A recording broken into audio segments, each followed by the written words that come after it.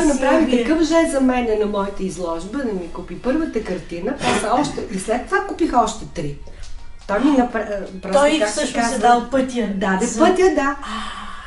Защото всички, Силвия и Ивон и другите приятелки... Ами, иземи си, можеш да откачиш. Може да разбира се, вече е твоя. Аз си я харесах тази и това ще си. Тази е на Елена. Не си имам нещо от Мичо аз вкъщи.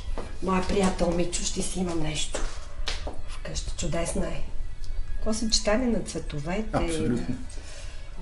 Концерт Хебал е това. Като видиш, си представиш.